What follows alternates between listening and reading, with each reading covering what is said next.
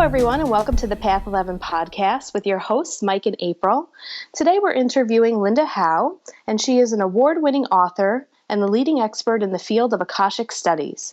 She was the first person to make access to the records available to anyone with a desire to learn through her Pathway Prayer process. Linda is thrilled to be sharing her latest work, Discover Your Soul's Path Through the Akashic Records, Taking Your Life from Ordinary to Extraordinary, published in February of 2015 by Hay House. Her first two books were How to Read the Akashic Records in 2009 and Healing Through the Akashic Records in 2011. Working in the records since 1994 and teaching since 1996, she founded the Linda Howe Center for Akashic Studies in Chicago in 2001, teaching thousands of people globally. Linda's joy is focusing on the Akashic Records as a spiritual resource for personal empowerment.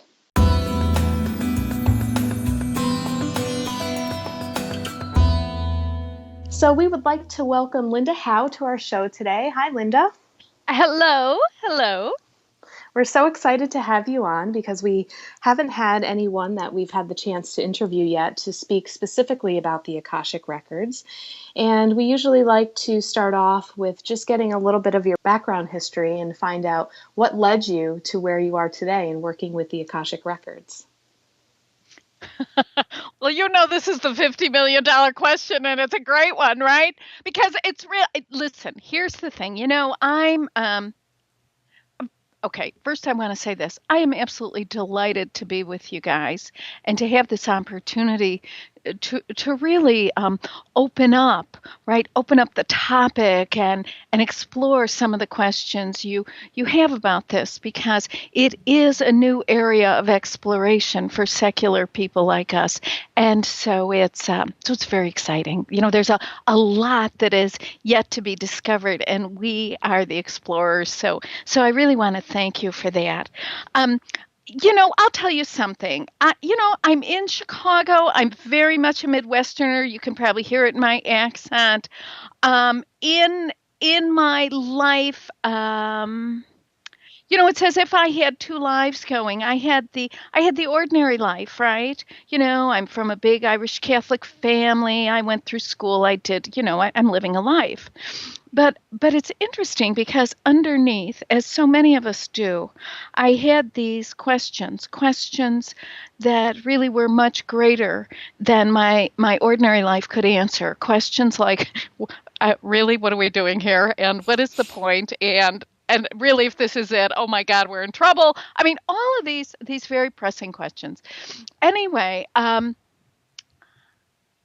as life would have it, I woke up at the age of 24, and I had done everything right. In my mind, anyway. I don't know, I think my parents might tell you differently. But here's what happened. I woke up, and I realized I had done everything right. I thought life was like a management game or something, and that if I followed all the rules, right, and met the deadlines, that I was going to get a prize. Now, I wasn't so sure what that prize was, but I woke up and I had done everything right, and I had a life that looked fabulous. It looked like everything I always wanted, and I was in really some kind of spiritual, emotional agony, because it really wasn't satisfying.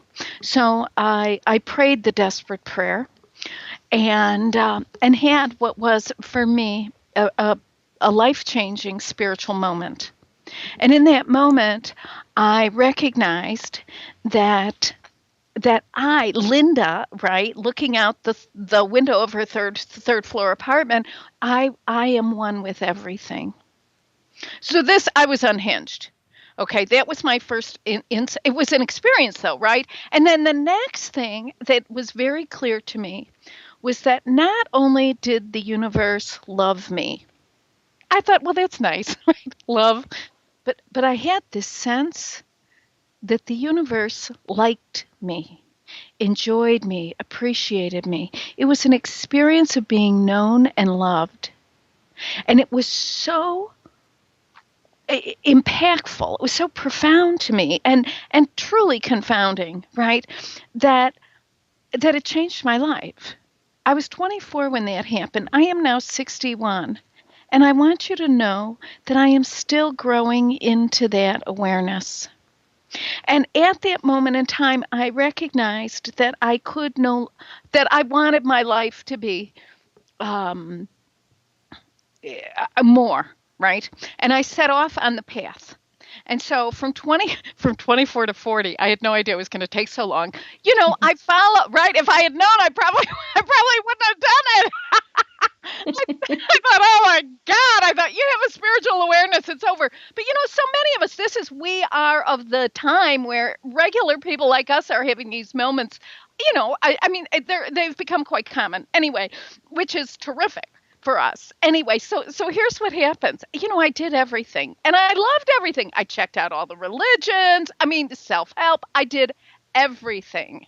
And nothing came close to that experience. Nothing.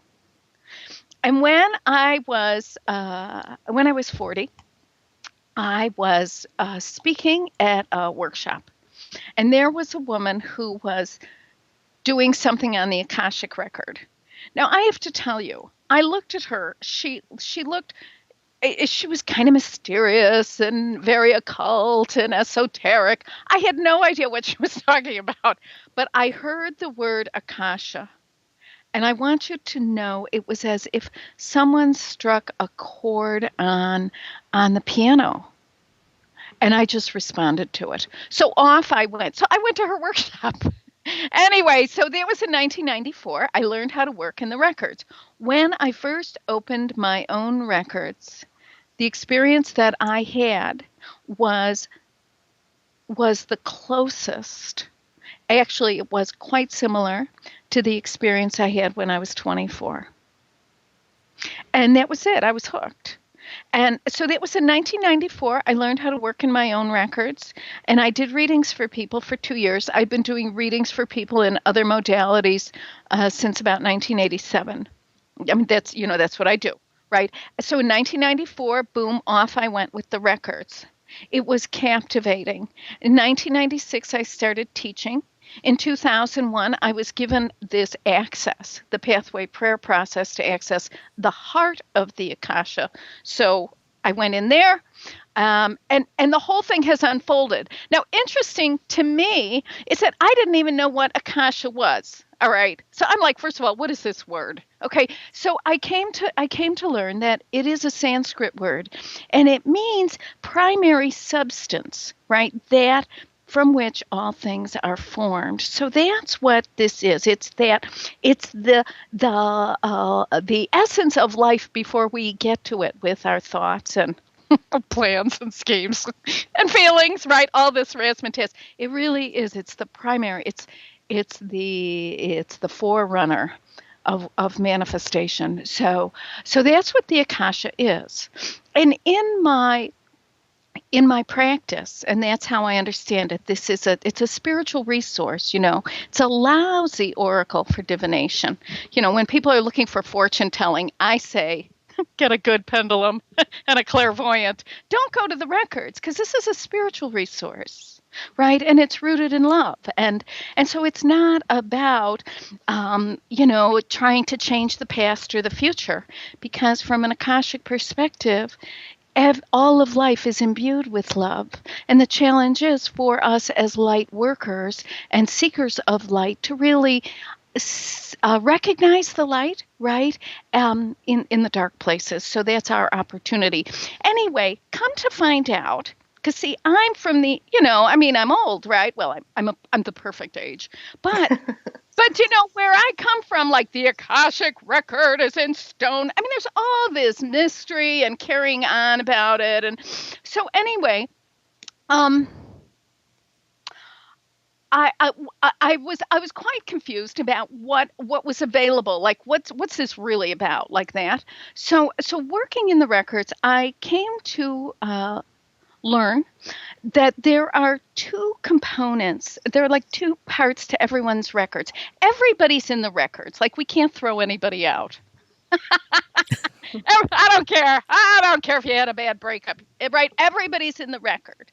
Okay. It is a soul level dimension of consciousness. That's where it exists. Like, where is it? It's not in Egypt. It's not in India.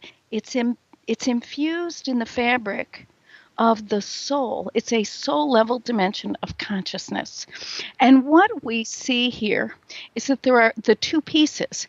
So interestingly enough, like your records, April, and your records, Mike, there are two parts. And the first is the blueprint of your soul. It's like an etching, yeah? It's your divine potential, basically. It's who you are in truth, and that is fixed. Like when people say the records are in stone, this part is fixed. Like your unique potential as a being, that is it's like your soul print, like a thumbprint or something. And that never changes, right? And what travels along with that are it's like a catalog, yeah, of the lifetimes you live through which you awaken to the truth of who you are, come to know the magnificence of your being, and live that, and then come to know the perfection of everyone else as well. So what happens now, the catalog of the lifetimes, this is a tall order.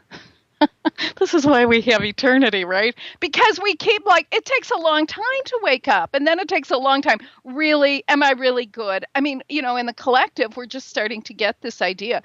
We're coming out of 2,000 years that we're bad and whatever, and somebody's going to save us and all this carrying on. I mean, which is all fine. Because it was the best idea we had. But in the collective, the idea that we are at the level of our soul good, and that everything that we do is an effort, right? It's a striving to live, to know ourselves, to know the truth about ourselves, to know the truth about others, to really grow into this experience of unconditional love and respect. Anyway, I know I've really gone off, haven't I? Sorry. I'm sorry. But anyway, I hope that answers. So it's kind of like this is what, and I have to tell you, here's another thing so interesting. When I first came into the records, here's what I got. Okay, now a lot of people are like, they see things, they hear things. Well, the truth of the matter is about 85% of us have what's called sense of knowing. Right? Sense of knowing. And it's well, you know what that is, right? It's a sense of knowing. Some people, maybe 10% of the people who work in the Akasha see images, right? I don't really, every now and then I get a good one and then I work on it for 10 years, right? It's like that. And then about 5% hear things. Right. So that's the range. So what we're talking about is a sanctuary, yeah, like a sacred space for allowing the truth embedded in our souls to emerge. Right. It's a space of reverence. So it's not like magic. I mean, you understand. So anyway, but here's what happened. This was a trip. I first go into the record. I'm first working in the records and I'm like, I love it.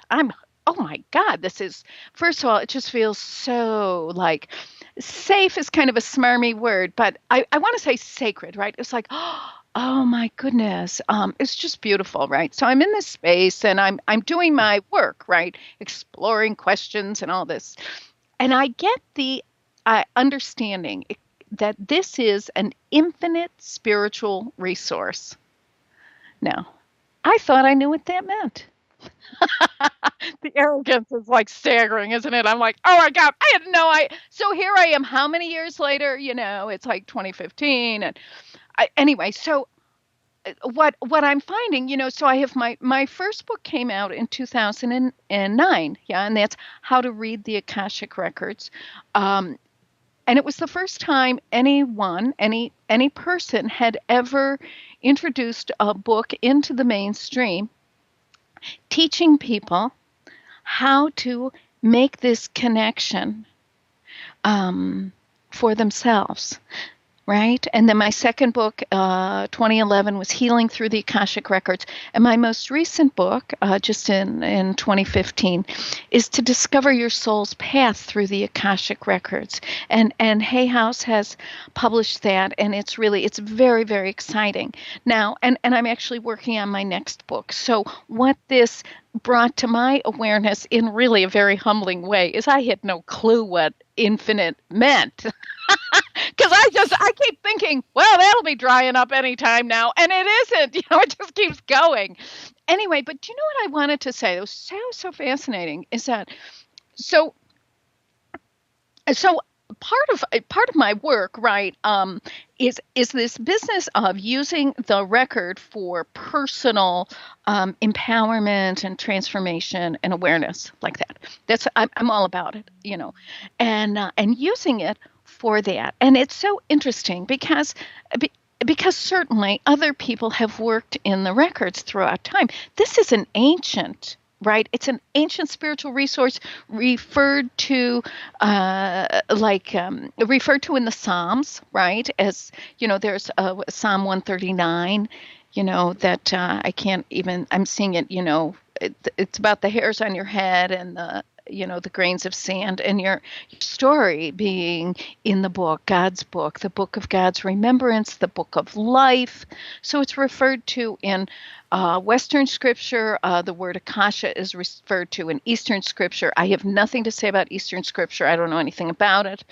But anyway, so that's okay. And then we move along, and then certainly throughout history, different people have encountered the record, right? Now, what's fascinating to me is that in the middle of the 19th century, okay, there was a gentleman, his name was Levi Dowling. He was a Presbyterian minister in Ohio, right? Right, that sacred state, right? It's just fascinating. So he wrote a book called The Aquarian Gospel of Jesus the Christ, which was, according to his understanding, it was channeled through the Akasha. Okay. Now, that was a very, very bold move on his part, and certainly very brilliant and helpful for us. Okay, then we're going to move on and then come along, and don't you know, about 100 years later, we have Edgar Cayce. Now, Edgar Cayce, really brought awareness of the Akashic Record as a healing reservoir, to the Western awareness. This was really something else, right? He popularized the Akashic Record. And what he did is he worked in kind of like a hypnotic, he was unconscious, and he brought forth really phenomenal healing teachings, right? Ideas, practices that have helped countless people all over the world. He has done an amazing, amazing thing. But here's the thing with Edgar. Edgar he was not conscious. He was not aware of what he was saying. But of course, in the middle of the last century, we wouldn't be. As human beings, we weren't really ready, So, and the other thing is, he could not teach you or me how to connect with this, right? So was it brilliant and phenomenal and groundbreaking? Absolutely, but we see the limitations. So here we are. I mean, if you think about it, it's not that long. We are now, thank goodness it's post 2012. I thought we'd never get here, but here we are. Okay.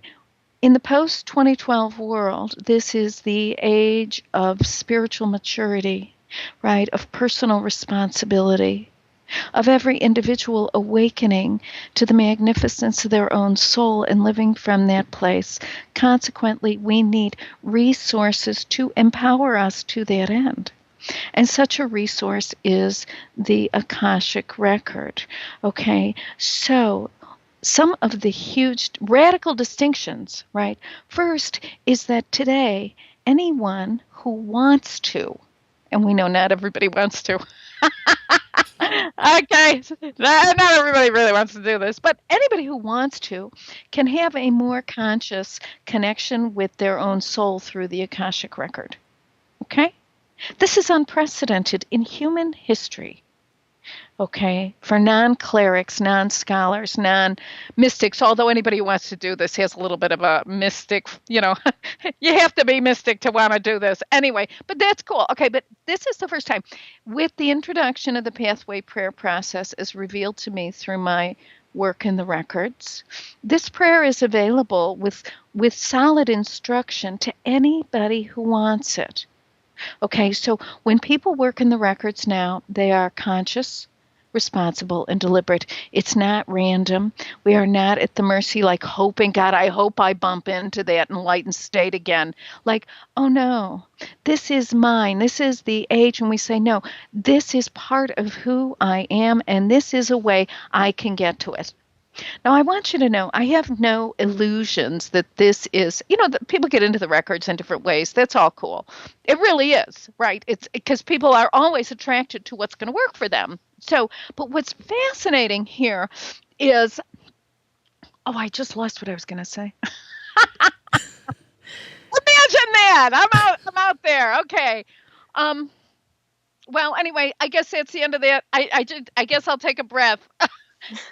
Does this make sense? Am I answering your questions? Yeah. So if I'm understanding it correctly, here we are, we're souls, right? We're born into these bodies, but it sounds like the Akashic Records are more of like an encyclopedia to our lives, our past lives, future lives. And when you're talking about we have this blueprint of our soul and what our divine potential is there's already maybe a script that is, or a script that maybe there's a pathway for us that if we wanted to get information to look into how our life in this lifetime might work out, that we can access that information in more of an etheric world, maybe through, and maybe you can discuss like how people get there, if it's through meditation, but then maybe to also access this data or information to understand past lives or things that we've gone through in the past to understand more. I guess part of my other question would be, why do people want to access these records that we have of our lives?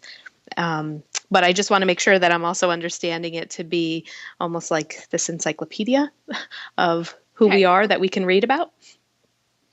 Okay. Here's how I think encyclopedia, yes, generally speaking, yes. Okay.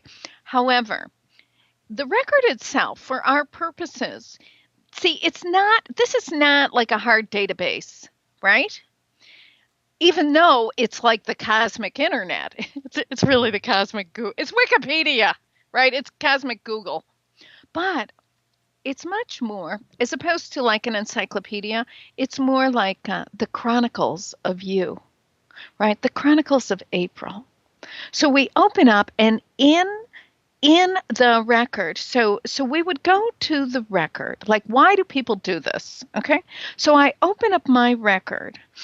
Now, the first thing that is distinct and what I'm seeking is it's energy first, information second. Okay. One of the other, like, I think very powerful, and I think a little, I don't know, like a staggering idea is that knowledge is great, but it doesn't go far enough. Information is terrific, but it doesn't go far enough. There is something greater than that. And that's what the record is a convergence zone of compassion, right? Love, wisdom, and power. It's that convergence zone, right? And so when I go into the record, it's as if I am stepping into the place, right? The place where those intersect. Now, the record exists at the soul level. So when I open the records, and I mean, this is always happening, but it's amplified when I move into the record deliberately. It's as if there's a light, the record serves as a bridge of light connecting us to the source. Now, we're always connected to the source, but we don't always know it. And what happens, right? That's the problem, is we forget, right? So anyway, when working in the records, we become aware of this of this uh, of this natural, immutable connection with source. And so we're held in this bridge of light as we awaken to progressively greater truths about ourselves. Okay, now what does this even mean in ordinary language? So here's here's, like, why do I read the records, right? And why do I do readings for people? Like, what's the point, right? So here's what, like, I know in my own life there are issues and challenges that are like unbudgeable, stubborn little rascals, right? That make no sense, right? Make no sense. I know, I mean, one of my favorite dilemmas, I love this dilemma. It was really something. Here's what happened. I go into my records, and here's my problem. My problem is how do I appropriately speak up for myself? Okay. I'm an American woman in it's post-revolution. I'm like, okay. But for some reason, every time I go to speak up, I feel like I'm going to get killed. I don't feel like somebody's not going to like me. That would be all right with me. But I feel like I'm going to get killed. This makes no sense. No one's ever held a gun to my head. You understand, this makes no sense. Now, when we work in the records, we always work in the present because it's the only place to be. And what comes forward is only what is related. The record is it holds all of who we are, but not all of who we are is immediately available because that's not useful. What's useful is, like, what comes forward is what is related to, what's energetic related to what I'm dealing with now. So we want to go in through our, ordinary life challenges and difficulties. So I go in with my issue, right? Oh, and I'm all upset because, see, I've tried, I've looked around. Okay, a couple things. First of all, I look around, I notice all my sisters, right? I have 5 sisters. They all have the same issue. I'm like, well, isn't that interesting? Then I look at our mother. Well, she for sure has this issue. So then I'm mad at her because she's a lousy role model. Right? Then I look at all my aunts. Well, son of a gun, they have it too. And my grandmother. And the next thing you know, I've got quite the resentment cooking here. Like, what's up and blah, blah, and all this. Anyway, I've got myself in a tizzy. But I cannot seem to get at this, right? So I go into my records and I describe, right? I describe as if I'm in conversation with my own soul. Well, I describe my problem. When I'm when I go to communicate, when I go to tell the truth, express myself, I'm afraid I'm going to get killed. And what I begin to get a sense of is a little girl, okay, holding her mother's skirt. And it's like in some, I don't know, it's like, I don't know, village, right? Village, maybe like the edge of the farm, like that, whatever. I'm in this hut. There's a bunch of kids. There's the mother. The mother is kind of plump. I'm hanging on to her. And there are young soldiers. And they are telling the mother to be quiet or they're going to kill her. Basically, shut up or I'll kill you, right? And the mother, in her effort to protect her children, yells at them and says, get out of the house. I don't know where the father is, probably off at war, whatever. And so the mother mouths off to the soldiers who kill her. And I had this moment of awareness that at that point in time, I made the decision that to speak up would get me killed. And I made like some kind of a vow to myself, I'm never speaking up. Now, I want you to know, in that lifetime, that was a great idea. That idea did save my life. Okay, and I taught it to my children, who taught it to their children. And, we are our own ancestors, Anyway, so I get here, and I still have the same dilemma. And once I got the positive value of this, that at its point of origin, see, every pattern we have is good at the point of origin. Things run amok after a few hundred years. And it's like, oh, go. And when I let go of the resentment and all those things that travel with it, I was free. So so that is like why people go into the records. That's why it's phenomenal for getting to the root of stubborn patterns that don't make sense, that really don't make sense. Okay? It's also a great resource for I don't know, just for learning all kinds of, I want to say, the practical application of spiritual principles. Do you know when one of the things I really, it was very fascinating to me, after I had been given the method, in 2001, and at this point in time, my son was young, my father was dying. I mean, it was a tough time in life, right? And I'm kind of a high-strung person with a short fuse, and anyway, and I'm in my records, and I'm like, help me to see how to be, how to conduct myself, right? I want to be helpful. I don't want to make a bad situation worse. And I'm going in for spiritual support, guidance, insight, encouragement. And here's what I get. This is so funny. I'm in there. I'm like, oh, I was short with my partner and like this. And no matter what I bring to the records, I get this, well, it's okay.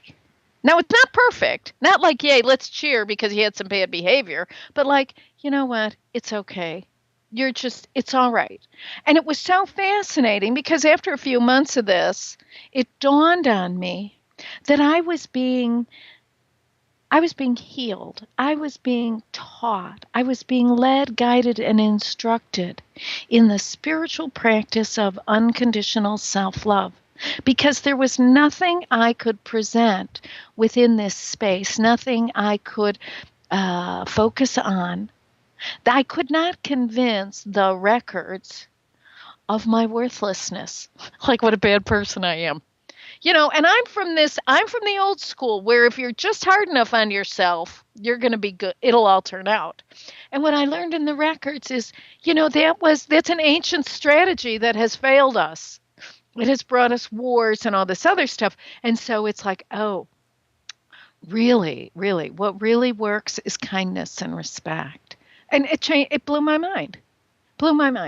So people come in, in my practice and in the work that I teach, it's really about using this space, stepping into the space, conscious, responsible, deliberate, to explore our inner truths and get support, like that pure support with, almost as if standing in the light of truth. And it's because, see, once the truth is known, we are transformed. A truth recognized is a truth, it's just like it's ignited, right? Truth recognized is truth ignited. It's fascinating. So sometimes when people come in, they're like, they want to find out about other people. And it's very interesting and about their relationships with others, because we can only see others through the person that we're reading. Like, we don't open other people's we don't open people's records who aren't there. I mean, that's kind of like, I don't know, it's like weird.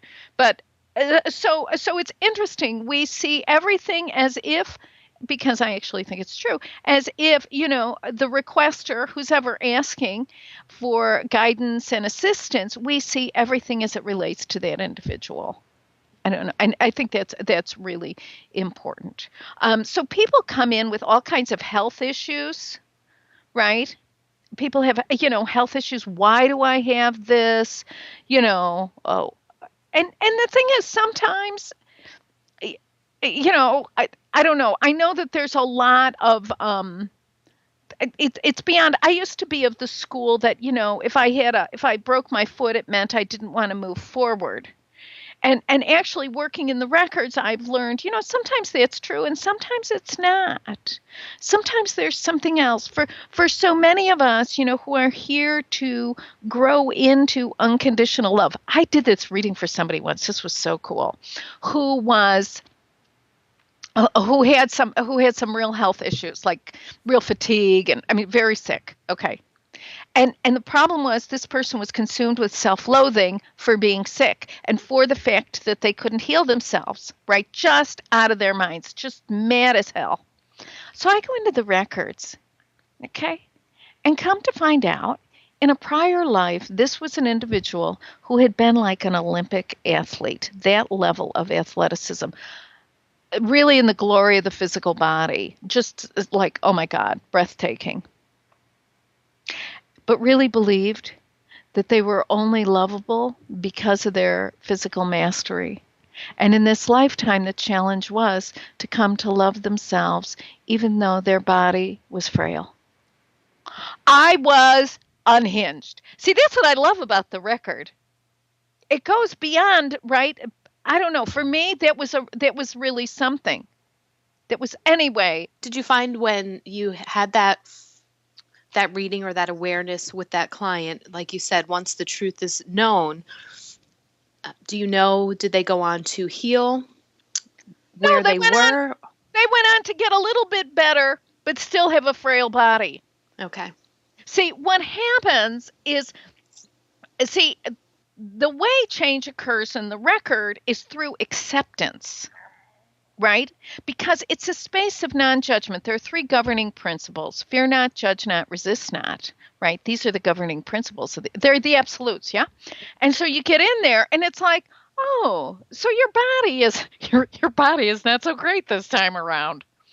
Wow. I mean, it just is. So it wasn't like, oh, you got to get in. It just was amazing. So what happened was this person stopped, like let go of all the it was like self-loathing and condemnation, and just said, oh, I have a frail body, and was able to go on to love themselves and other people and enjoy the life they had. But always had physical there was never, it wasn't like, oh, great transformation here, but it was enough of a transformation to like, see, sometimes, we're human beings. I mean, I think it's such a paradox, right? On one level, we are infinite, eternal, immortal, and on the other hand, we really are mortal. We really are, what do you call it? I don't know, flawed human beings, imperfect. I mean, and the challenge is for us to stand in the truth of the whole of it and to understand that the physical experience is the opportunity, right, to come to love ourselves and others in the face of our human imperfections, right? To not be fooled. To not be fooled by aches and pains and financial woes and relationship dilemmas. So, because see, through acceptance, there's release. Energetically, negativity, condemnation, that's all crazy glue. Anything you condemn, you're stuck with. Right? But the minute you accept it, I'm not saying you like it, but accept it like, oh, this is really what it is. Letting go, relinquishing the resistance allows things to move. Sometimes they move as much as we like, and sometimes they don't. It's all right. Yeah, it makes sense. And how do people, I know that you have the book on how to access the Akashic Records, but if people wanted to try and study this on their own, what's the best way for a person to begin the process of experiencing their own Akashic Records? Well, and go ahead. Okay. And did you have another part to that question? Yeah, my other part was just because Mike and I, we've interviewed a couple of people about remote viewing as well. And I just wasn't sure if there's an aspect of where the human beings can remote view these records or kind of being themselves up and out of their body. Is it like a remote viewing experience or is it different? Okay. No, it's different. It's different. Okay, first we're going to talk about that, okay, because I think it's a very great question. Okay, and then we'll talk about the how-to, right? Okay, so here's how this goes. When we work in the record, we use a prayer. Okay, it all kind of goes together. Okay, the pathway prayer process to access the heart of the record. In the saying of the prayer, there is a subtle shift in perception, right? A subtle shift, okay? Because we want to maintain our consciousness. In this lifetime, this time in history, we are here to not be victims of our own spirituality. You understand? So, in the saying of the prayer, there's a subtle shift. Now, there is what I want to be careful here, because we do not channel entities. See, the records are governed by groups of beings of light who do not personally identify. They're different from spirit guides and like angels, right? Because they all have personalities and stuff and jobs. This is very Aquarian. They work in groups and they're egoless, which is fascinating because we don't see them. So the point is the energy, the consciousness. So the way this works in the opening of the records, it's as if at the floor of the heart center, let's imagine that's the soul.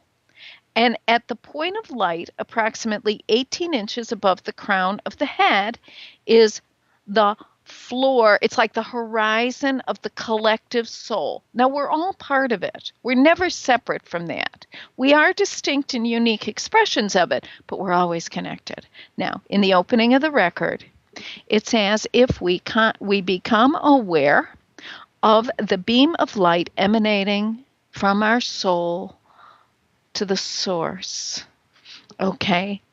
And in terms of location, it's tough because it's non-local, right? The record is woven into the individual soul and into the collective soul. So it is simultaneously within and beyond us. Okay? Now, in the opening of the record, it's as if the beam of light, let's imagine there's a beam of light over your head that's coming from the record. It's your beam of light. It's your records. That beam comes down. The light comes down through your crown. It passes the chakras. Okay, it doesn't really engage them. That's not the point here. It comes down and it bounces off the reflective surface that is the soul, right? And so it's as if we are in this beam. We're in a sphere of light. Okay, does this make sense? So we are not channeling information. We are not channeling entities. Okay, what we are doing is opening up. We are expanding our ability to receive the infinite light of the Akasha, the comprehensive field of all life planetary life, corresponding, and that light flows in. And so that's what this is. This is very different from remote viewing. Remote view, I don't know anything about it, so I really am in no position to say anything. Although the word itself, remote viewing, it sounds very unethical to me. I don't know. I'm not into spying. I think it's like, but seeing the records, anyway, I don't know. That's not and I don't understand it, so I better shut up.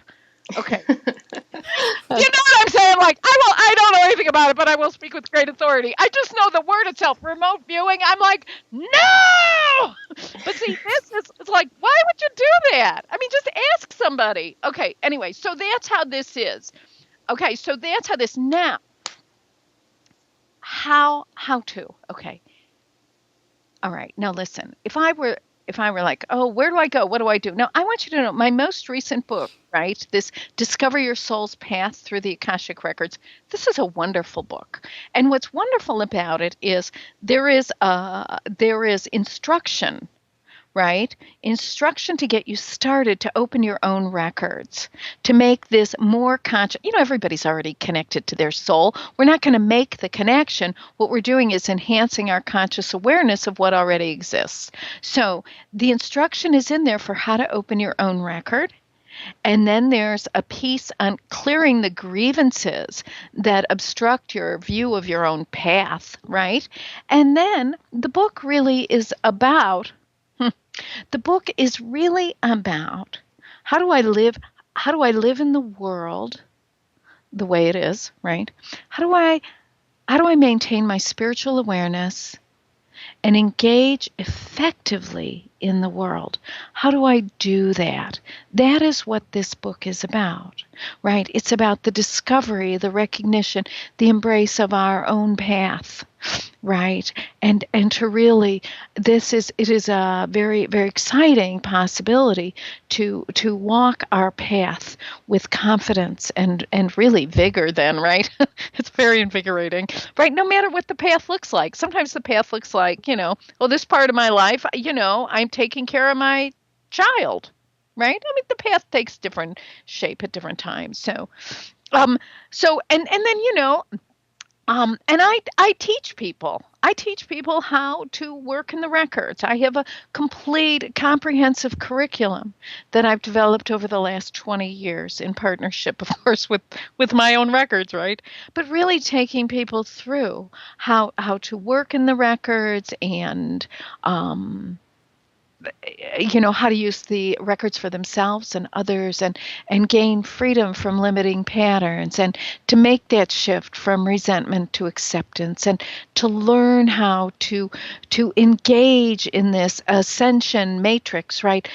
Activating our own internal matrix that empowers us to ascend and still participate in authentic ways in the world. So that's, I don't know, does that answer your question, April? Yep, definitely. Thank you. Great. So now what was the other thing you wanted to know about?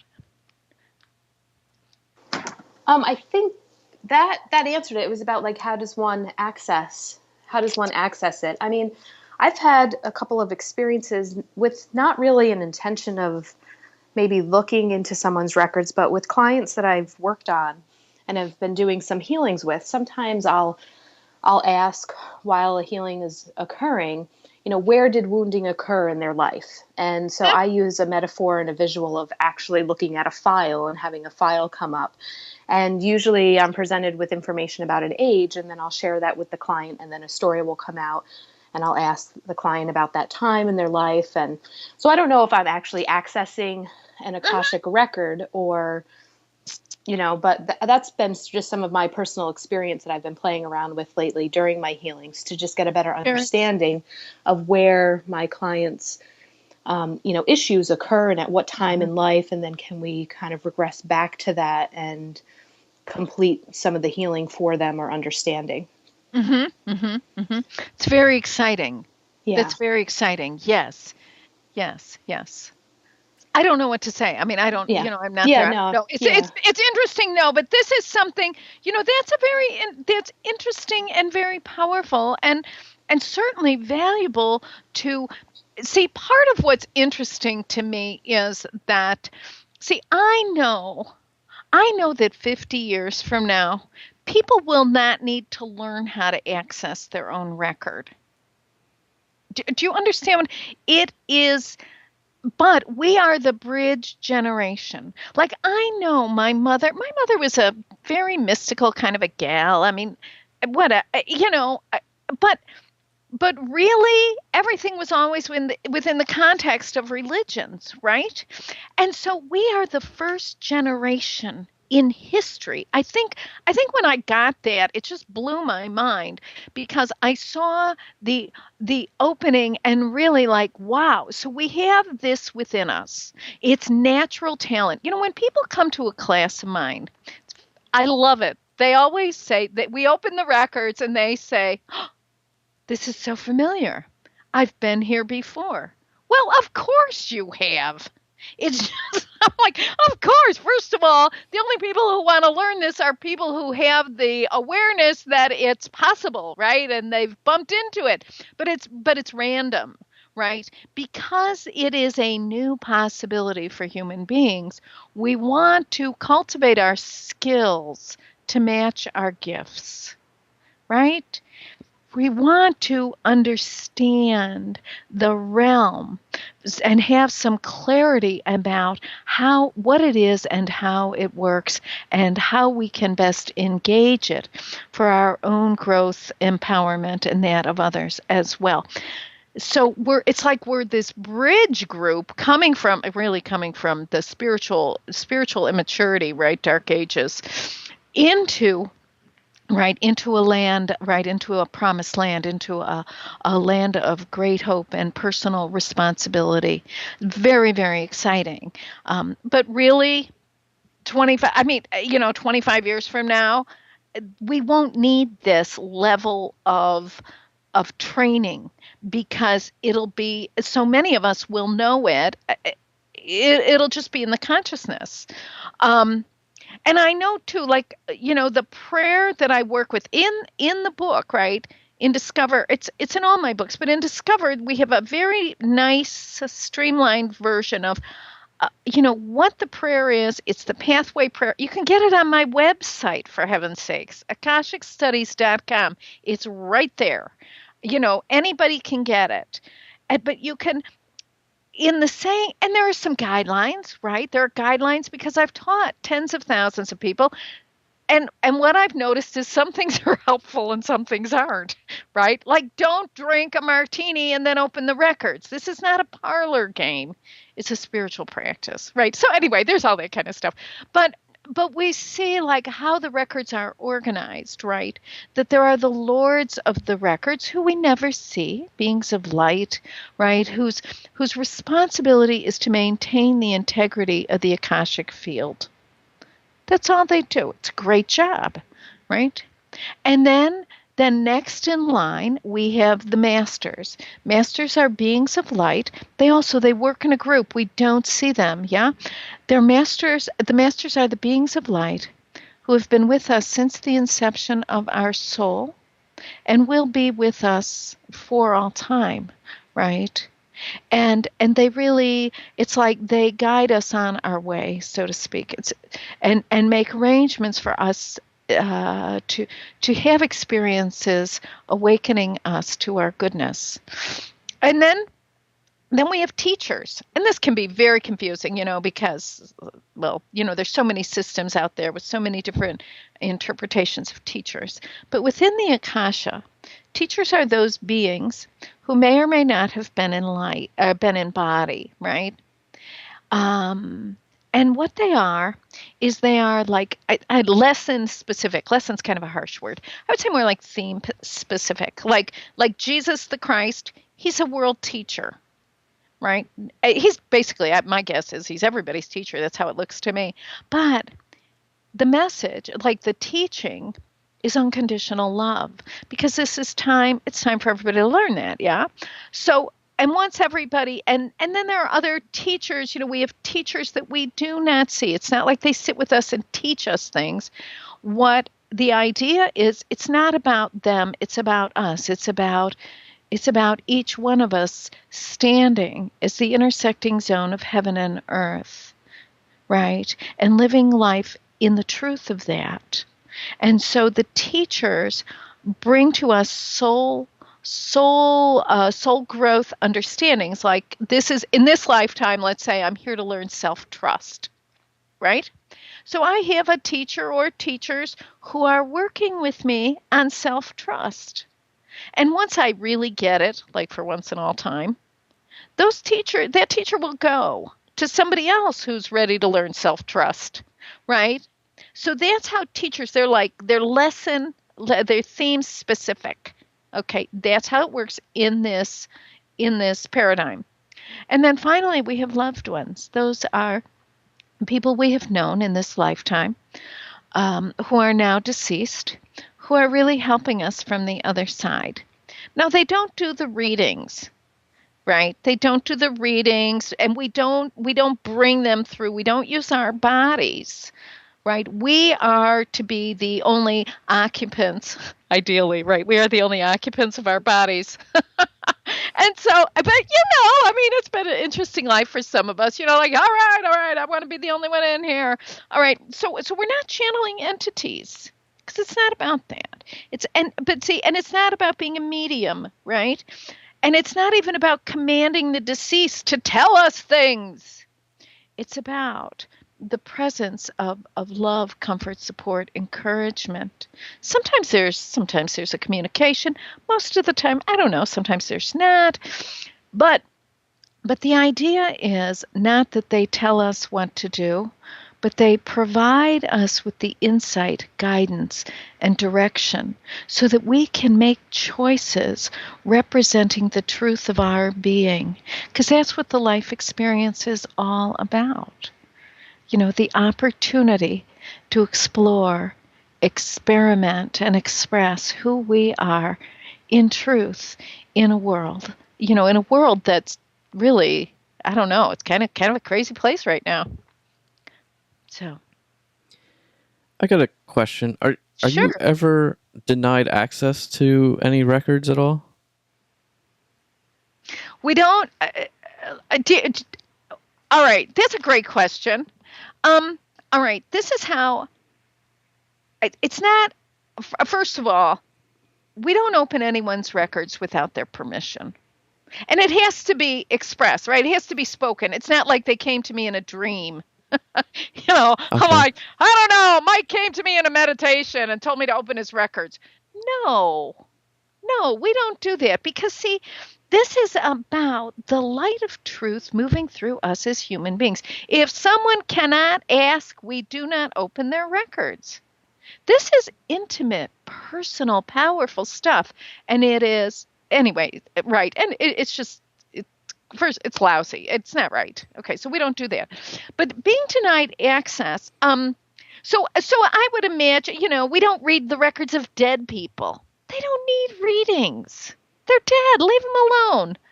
What we want to do is I would look into my own records and ask, I want to know about my father or something, or my mother, somebody who's dead. I could do that. Denied access. We're not all going to be good at everything. I know that's hard to believe, but it's true. It's true. I know. But here's I have students, right, who are so they are great working with animals, right? Working in the records of animals for diagnostic purposes, right? They're like brilliant. I want you to know, I have a house full of pets. I open their records. I got to tell you something. I don't get anything. That's not my work. It's like, oh, that's very nice, Linda. Get somebody else who really can do this because it's not you. I mean, it's hysterical. There are other people. I have one student who's really it's stunning. She has this great. She has a feng shui practice, right? And she opens the records of people's houses, right? Now, I have to tell you something. As a practice, I could not do that all day. First, I'm just not that interested. I mean, I like houses, don't get me wrong. But it's like, but see, this is her work. I mean, it's so her work. So, and there are other people who work in, so you understand this. There are other people who are very good opening the records of, like if someone is starting a business, right? They open the records of the business to look for what are the purposes, the intentions, the possibilities, right? It's about possibilities. It's not about absolutes, right? Not about absolute. Okay. And so, but I have to tell you something. I can open the records of businesses. It doesn't do it. I'm like, okay, I can get a little, but it's not. So part of in the discovery process, I mean, you guys understand this. Part of the discovery process is learning really, who am I? What is true for me? Where is my work? How can I serve better than anybody else around me? Okay. And I have to tell you, in my practice, it's not working with animals. That's all there is. We have, but do you see part of this? So I don't know, denied. I think that's an interesting question. There's denial only in, like, if our motives are to manipulate and control, we will do lousy readings. I promise you that. I've seen it a million times.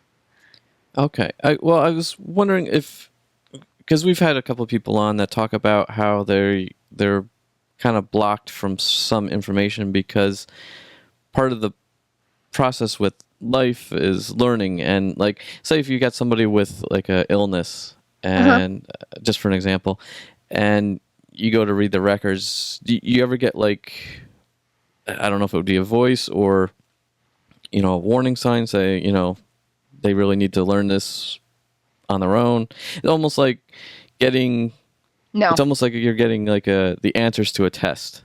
no, Like, okay. no. I don't get Okay. that. Okay. I don't get that. I don't get that. See, here's how it is. Here's how this works in my experience. If someone has the consciousness to ask, the universe is generous and will do everything it can to deliver the answer to them. That's been my experience. Now, even if being blocked, I don't know about that. I just don't even know what that is. I just don't know what to say about that.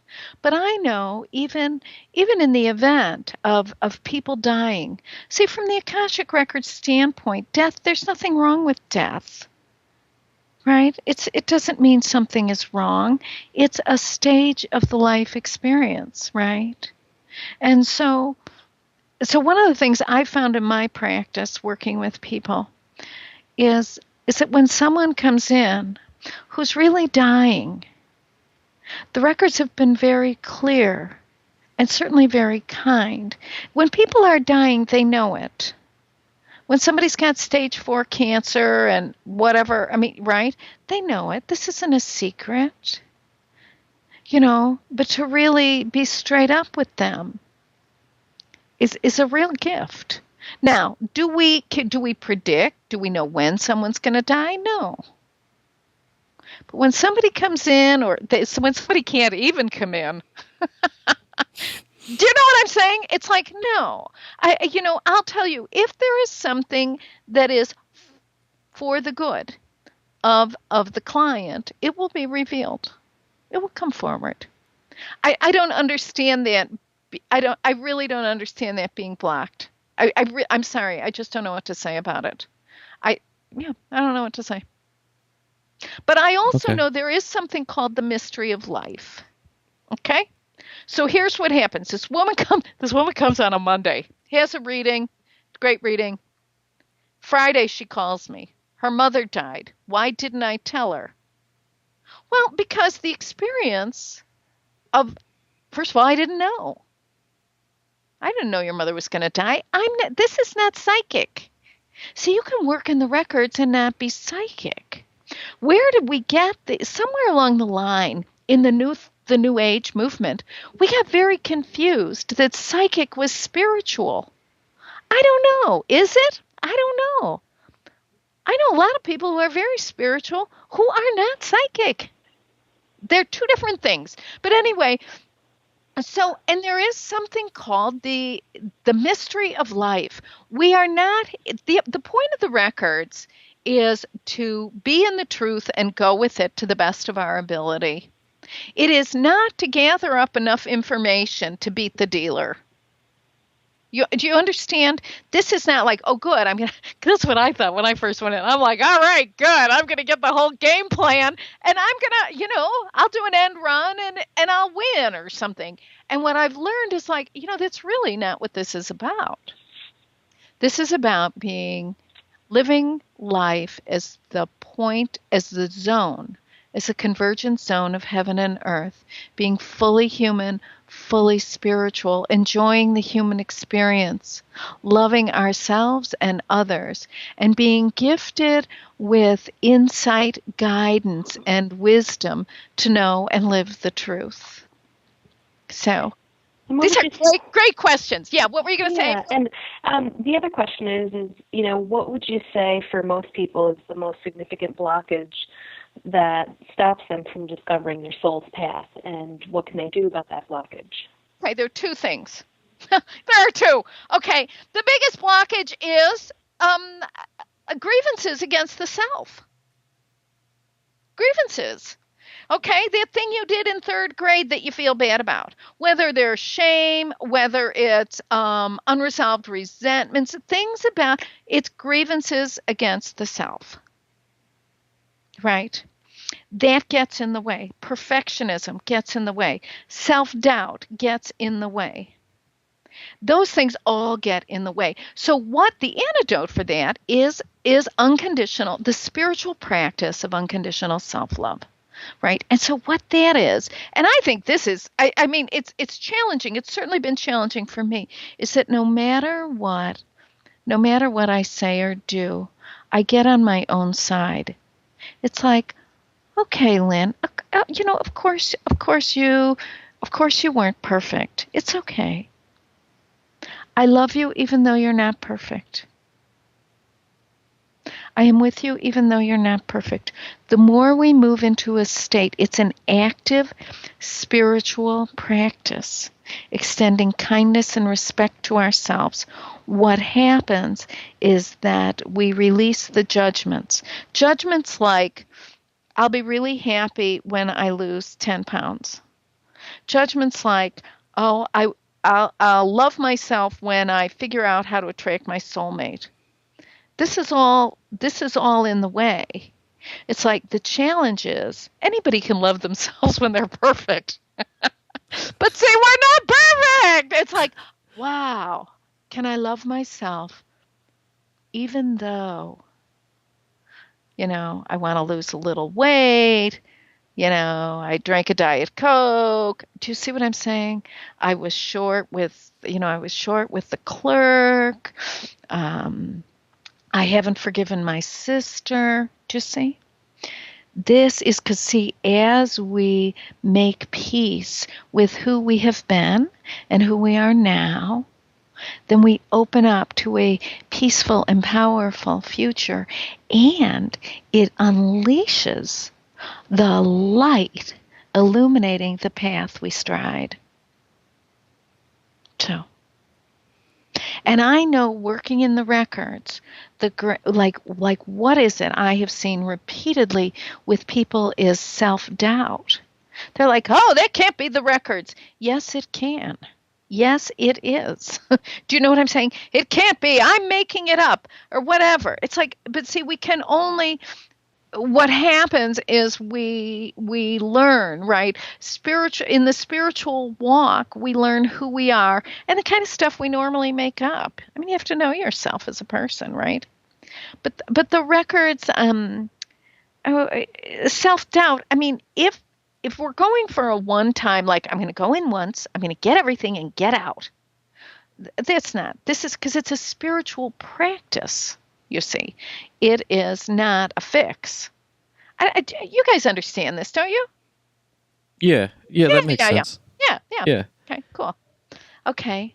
Also wanted to talk a little bit about, and you kind of skimmed over a lot of this, but you write about taking your life from ordinary to extraordinary.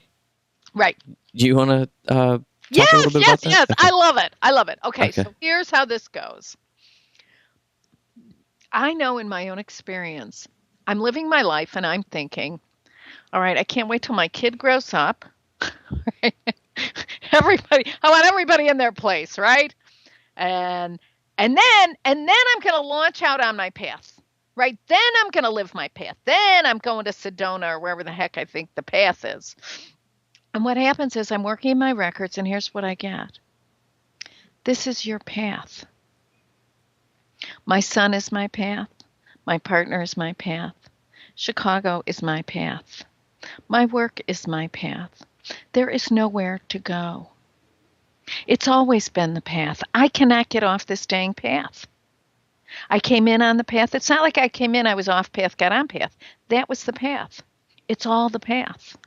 And so the question then, to shift from ordinary to extraordinary, the question is, how do I live in the world, with the awareness that the world itself is spiritual. This is a spiritual, I know it's material, very clearly, but so I have to make peace with the world, right? And I move through this. I mean, what was revealed to me was this 5-pointed star, right? 5 points, five concepts. And the first is incarnation. See, if I don't make peace with the fact that I am an incarnate mortal being, I will not be happy or satisfied. And I'm the right person. My soul picked me. Your soul picked you. It's like, whoa. Okay? This is really the way it's supposed to be. And the physical challenges I face are perfect for awakening to my soul's magnificence. Otherwise, I wouldn't have picked him. Okay? Family of origin. It's all the way but it's to support this awakening of really goodness. Then as a human being, so I get it that I'm here. Right? I get it that I'm here. I am 5'2", or I used to be anyway. And as a just dealing with the most basic fundamentals of incarnation, I need to shop in the petite department. If I go to the tall girl shop, I am completely out of my league. I have to find the places on the planet that match who I am, right? And it's always happening anyway. Then there's authority. See, on this earth, there's always going to be authority over us. From a spiritual perspective, this is, am I the author of my own life? Yes, I am up to a point. Am I God in my own universe? You bet I am. But I am not God of the entire universe. Okay. There is power, there is life force much greater than I am. That's keeping the planets from crashing, all those kinds of things. And I have to make peace with that there is authority above me, right? And just step into the flow, right? And then the next thing is discipline. Discipline, right, is the opportunity to consciously, deliberately build structures through which the life force can flow and support me in my walk. Okay? I used to think discipline was a dirty word, right? I'm like, oh no, not me. Then responsibility. I also had this idea. I love this with responsibility, one of my favorites. Responsibility, I thought that if I were really spiritual, that I would have no responsibilities to myself or others, right? I'd be off the hook, basically. That's what I thought. And what I found is that the soul level responsibilities I have to myself and the people I love are the crucible through which my human self is transformed to be an optimal transmitter of light. Because, see, it's through responsibility that I have to let go of limiting patterns and embrace new ways, improved, better, more authentic ways of expressing and relating. I know this when my mother was dying in the nursing home, right, that I had to grow up. I had to learn how to deal with all these people. I don't like bureaucrats as a group. They're not my favorite people. But I had to learn, and I came to love and respect them. Okay? And, so these are the things, right? Responsibility, commitment. That commitments, we have commitments that we carry for lifetimes. Lifetimes. And commitment is a good thing. Right? It's a wonderful I love commitment. It's what keeps us, when the going gets rough, commitment keeps us tethered to the path because the path is going to get a little bumpy. And then finally, right, by realizing the spiritual essence of each one of these, right, there is release and there is an unleashing, right, liberation of light and grace at the core of our being, because at the core of our being does live infinite light. We're not here to manufacture light or to. First of all, we can't. But what we can do is clear away the confusion, right? To clear away old ideas and spiritual confusion so that the light that's within us can shine. And that is the shift from ordinary to extraordinary living. And it's phenomenal. I mean, in my experience, it's been phenomenal. So that every trip to the grocery store that's the pilgrimage, right? The pilgrimage is, cleaning the house with the family. These are all like phenomenal spiritual opportunities. And when known as such, everyday life becomes, right, a great adventure. I don't know, it has for me and it has for many people. I I hope it does for you too. I know you guys are already. I mean, you're having a great adventure too. So Yeah. yeah. Well, wow, that was great. I mean, we went well over our time, but I mean, you covered a lot of information. How can somebody get a hold of you or learn more about you or pick up your books? Okay. Of course I do. Okay. So here's the thing. There are two things. You can go to Akashic Studies, AKASHIC, AkashicStudies.com. Or you can, I mean, if you like Google Linda Howe, Akashic Records, you'll find me. And my website, I've got everything is there. My latest book is, if you go to Hay House. I also have a series of articles on Heal Your Life about the records and, let's see, I offer classes and everything, but you can find me, and I love to hear from people. And really, if you've listened to this show, let me know, right? Let me know, and if you have more questions, I'm always happy to answer. I'm always happy to answer questions. I live for them. Anyway, well, thank you so much. Yeah. Yes. Thanks for coming on, Linda. We had a great time. Good. Thank you so much, Mike and April, and I look forward to being with you again sometime. If you'd like more information about our films or to purchase our DVDs, you can head on over to our website at thepastseries.com. They're also available to purchase on amazon.com. Our films are also streaming online at vimeo.com, gaiamtv.com, and iTunes.